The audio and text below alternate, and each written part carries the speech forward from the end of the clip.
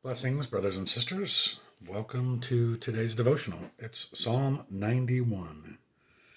You who live in the shelter of the Most High, who abide in the shadow of the Almighty, will say to the Lord, my refuge and my fortress, my God in whom I trust. For he will deliver you from the snare of the fowler and from the deadly pestilence. He will cover you with his pinions, and under his wings you will find refuge. His faithfulness is a shield and a buckler. You will not fear the terror of the night, or the arrow that flies by day, or the pestilence that stalks in darkness, or the destruction that wastes at noonday. 1,000 may fall at your side, 10,000 at your right hand, but it will not come near you. You will only look with your eyes and see the punishment of the wicked, because you have made the Lord your refuge, the Most High your dwelling place. No evil shall befall you, no scourge come near your tent, for he will command his angels concerning you to guard you in all your ways. On their hands they will bear you up, so that you will not dash your foot against a stone. You will tread on the lion and the adder, the young lion and the serpent you will trample underfoot. Those who love me I will deliver. I will protect those who know my name. When they call to me, I will answer them. I will be with them in trouble. I will rescue them and honor them. With long life I will satisfy them and show them my salvation. So this is kind of an interesting psalm. Well, I probably say that a lot, but this one is interesting in the way that at least for the first, I don't know, 8 verses or so, this idea that God will protect it. God will protect those who live in the shadows, in his shadows, those who make him a refuge and a fortress. And That's a nice idea. And perhaps in the Old Testament time, in the ancient times, that was something that was thought of to be possible.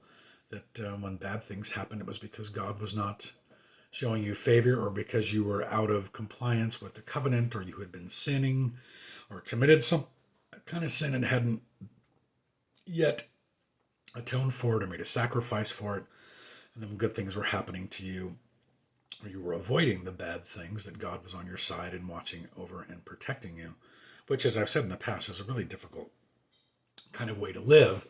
And imagine the Israelites having to struggle with keeping themselves clean and without sin, and not knowing whether they were going to be facing dangers or pestilence, whatever is in this psalm, or things are going to go the way they were going to go. I mean, the truth we all know is that good things happen to bad people, and bad things happen to good people, and good things happen to bad people, etc., etc., etc.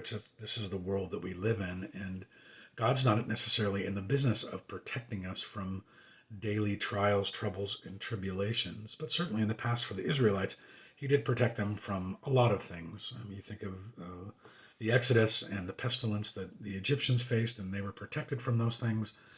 The battles that they fought with God on their side, that they won against overwhelming odds.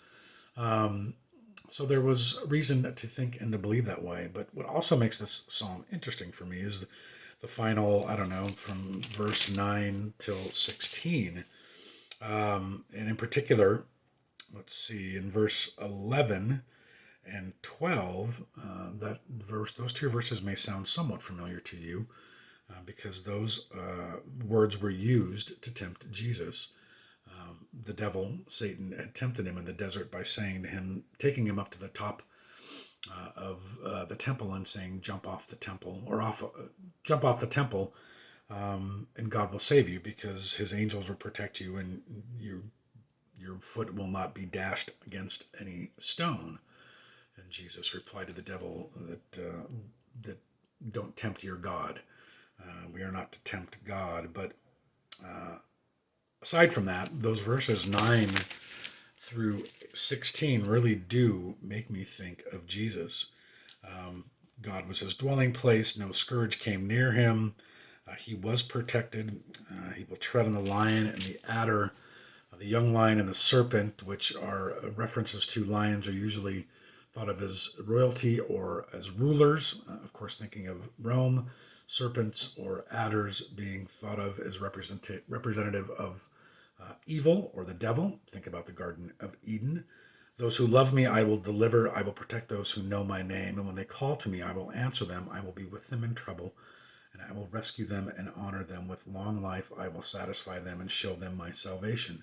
It's a different kind of promise. It's not a promise of protection from enemies, protection from harm, protection from arrows or pestilence or anything else that we might face in this world. It's a promise to me of deliverance. It's a promise of protecting us from being overtaken by evil.